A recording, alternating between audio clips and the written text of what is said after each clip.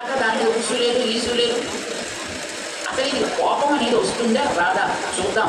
రాజ్యంలోంచి అడవులు పాలయ్యేటట్టుగా చేద్దాము అని అనుకున్నారండి దేవతలు.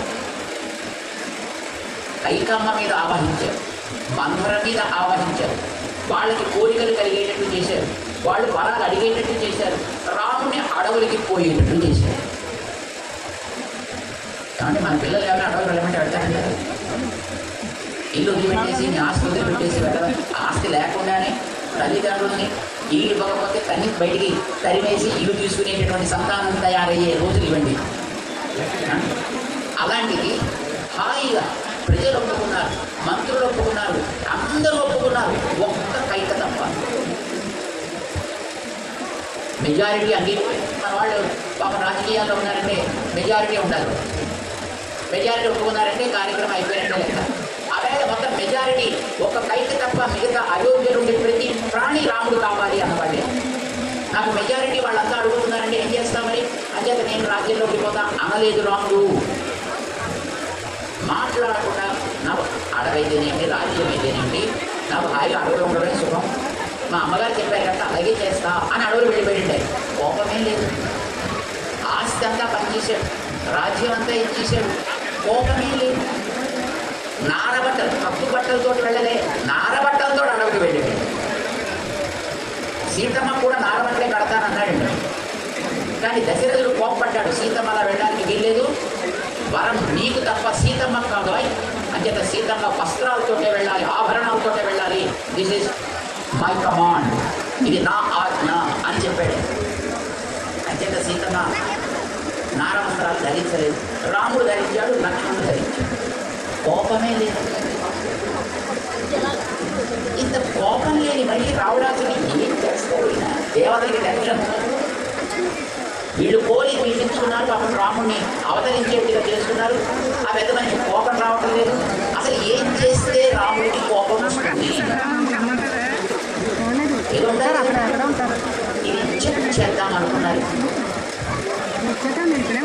అందుకోసమని చిత్రకూటంలో ఉండేటప్పుడు ఇంద్రుడు తన కొడుకైనటువంటి జయంతుని కాకి వేషం వేయించి, ఒరే సీతమ్మకి కష్టం కలిగేటట్టు చేయి, సీతమ్మని పొడు, సీతమ్మకి రక్తం కారేటట్టు చేయి. అసలు అప్పుడైనా ఈ పెద్ద పెద్ద కోపం వస్తుందా రాదా చూద్దాం. అప్పుడు కూడా రాలేదనుకోండి ఇంకా దండగా, ఇంకా తమ పనే నడవదు.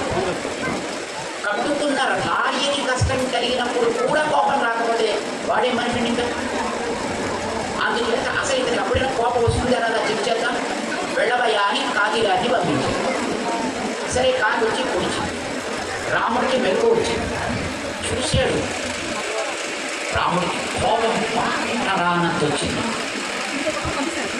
క్రీడతి పంచవక్రేణ భోగిన, ఒక్కసారి కోపం రానంత వచ్చి 5 తలలు ఎత్తిన పాములాగా. ఎవడు ఈ పాడు పని చేసింది వాడు ఇప్పుడే అంతమంది గడ్డి పాలు తీసి వాడు ఎవడైనా ఎక్కడున్నా సరే అంతమందిగా అని వేసేసాడు రాముడు. ఇప్పుడు దేవతలకి ఆనందం. ఎందుకు ఆనందం? రాముడికి కోపం కూడా ఉంది, రాముడికి కోపం కూడా ఉంది. ఏం చేస్తే కోపం వస్తుంది? సీతమ్మని ఇబ్బంది పెడితే కోపం వస్తుంది, లేకపోతే ఆయన ఏం చేసినా కోపం రాదు. అందుకే తర్వాత ప్లాన్ వేసి సీతమ్మ అపహారానికి గురయ్యేటట్టు చేశాడు. సరే తర్వాత అది రామాయణం కాదనుకోండి. ఇప్పటికీ మా ప్రశ్న మీకు ఏంటంటే కోపం మంచిదా కాదా? కోపం మంచిదే కదా? చెడు మనిషి దండగా. ఆ చెడు చేసిన వాడు పరాభవానికి పాలయ్యేట్టు చేయకపోతే వాడి బ్రతుకు దండగా. అంటే పరాభవం మంచిదే, సంవత్సరం పరాభవం మంచిదే. కానీ ఎప్పుడు మంచిది?